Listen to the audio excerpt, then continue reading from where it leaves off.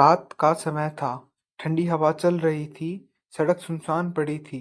चारों तरफ अजीब सन्नाटा था। कहीं कहीं कुत्तों के भौंकने की आवाज। दूर किसी पेड़ से उल्लू बोल रहा था। चांद आधा बादलों में छिपा हुआ। लड़का अकेला चल रहा था। उसका नाम अर्जुन था। अर्जुन एक कॉलेज स्टूडेंट था। वह छुट्टियों में गांव से लौट रहा था। कॉलेज शुरू होने वाला था कल। वह अपने बैग के साथ चला जा रहा। हाथ में टिकट दबा हुआ था। बस स्टॉप दूर नहीं था, लेकिन रात गहरी थी। हर कदम भारी लग रहा था।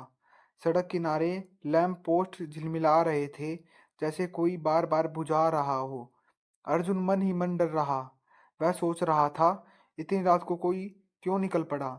लेकिन उसके पास और चारा नहीं था। सुबह तक शहर पहुंचना जरूरी था, नहीं तो एग्जाम मिस हो जाता। वह धीरे धीरे बस स्टॉप पहुंचा।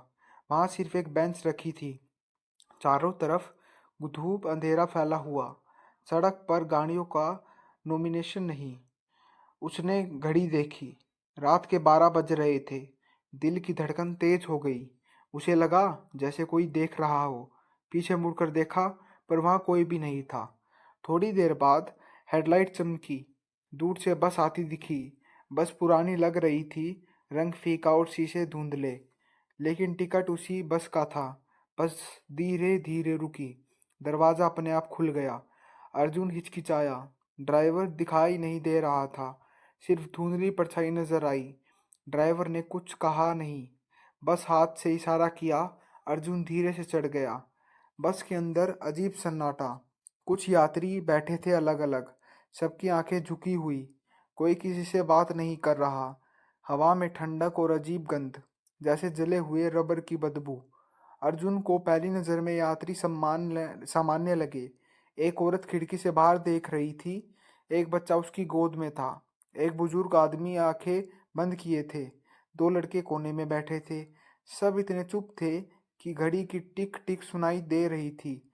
अर्जुन ने सोचा, ठीक है, शायद सब सो रहे हैं। वह बीच की सीट पर बैठ गया। बैग घुटनों पर रख लिया। बस धीरे धीरे चलने लगी। खिड़की से बाहर काली रात। सड़क पर सिर्फ हेडलाइट की रोशनी। कभी पेड़, कभी सूखी झाड़ियां दिखती। कभी कभी धुंध इतनी बढ़ जाती कि बाहर कुछ नजर नहीं आता। अर्जुन ने राहत की सांस ली।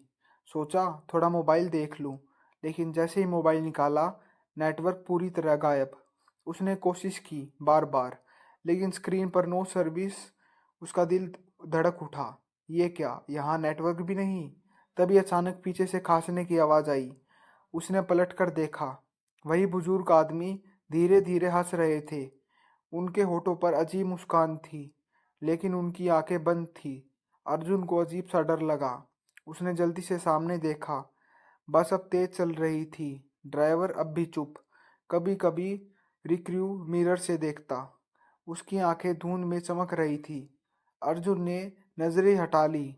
कुछ देर बाद एक और अजीब चीज। अर्जुन ने नोटिस किया कि बस की घड़ी बार बार अटक रही थी। पहले 12:15 पर रुक गई, फिर अचानक 12:20 पर कूदी, फिर वापस 12:10 दिखाई दिया, जैसे समय उल्टा चल रहा हो। अर्जुन का शरीर ठंडा पड़ गया। उसने फिर खिड़की से बाहर देखा, लेकिन बाहर सब पेड़ एक जैसे लग रहे थे, जैसे बार बार एक ही जगह घूम रही हो। तभी बगल वाली सीट से हल्की हंसी आई। वह औरत थी जिसके साथ बच्चा था, लेकिन अब बच्चा कहीं नहीं था। औरत अकेली हंस रही थी। उसकी हंसी धीरे धीरे तेज हो रही थी। अर्जुन का गला सूख गया। उसने धीरे से पूछा, आपका बच्चा कहाँ गया? औरत ने धीरे से मुड़कर देखा कि उसकी आंखें लाल चमक रही थी। उसके होठ खुले, लेकिन आवाज किसी बूढ़े आदमी जैसी निकली। बच्चा तो यही है बेटा। अर्जुन डर से पीछे हट गया। उसने देखा, बच्चा अचानक उसके पैरों के पास बैठा था, लेकिन उसका चेहरा इंसानी नहीं, जैसे जली हुई मोमबत्ती पिघल गई हो। अर्जुन ने चीख दबा ली। बस अचानक जोर से हिली। सड़क किनारे अंधेरा और गहरा हुआ।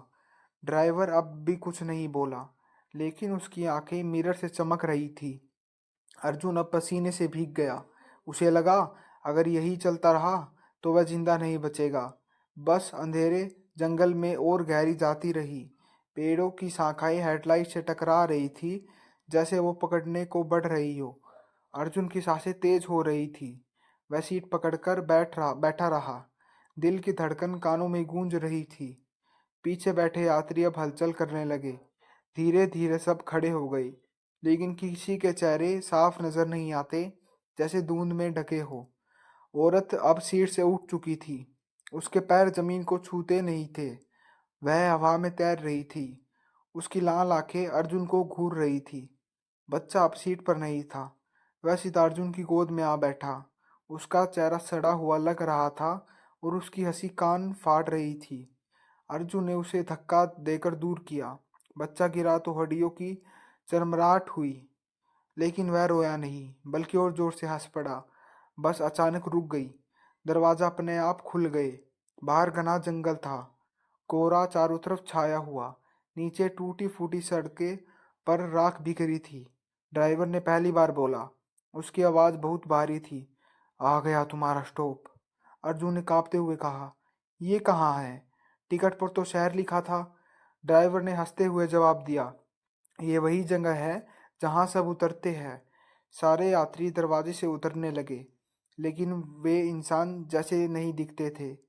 कोई धुंध में गायब हो रहा था, कोई पेड़ों में समा रहा था, कोई राख में मिला जा रहा था। अर्जुन पीछे हट गया। उसने खिड़की से बाहर देखा। वह पुराना टूटा हुआ बोर्ड पड़ा था, जिस पर धुंधले अक्षरों में लिखा था, यहाँ कई साल पहले बस हादसे में जली। अर्जुन का खून जम गया। उसे अचानक याद आया, आज ही उस हादसे की बरसी थी। ड्राइवर अब उसकी ओर बढ़ रहा था। उसकी आंखों में आग जल रही थी।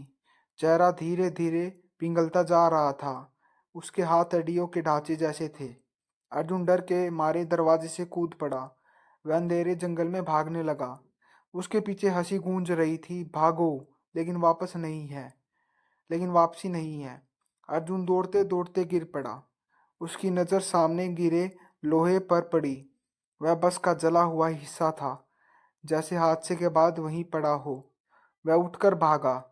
कई देर भागता रहा। आखिर उसे दूर से रोशनी दिखी। वह गांव का एक छोटा ढाबा था। वह दौड़कर वहां पहुंचा। ढाबे वाले ने उसे पानी दिया। अर्जुन कांपते हुए बोला, पीछे बस हादसा, लोग। ढाबे वाला चौंका। उसने कहा, बेटा, इस रास्ते पर तो सालों से बस चलती ही नहीं।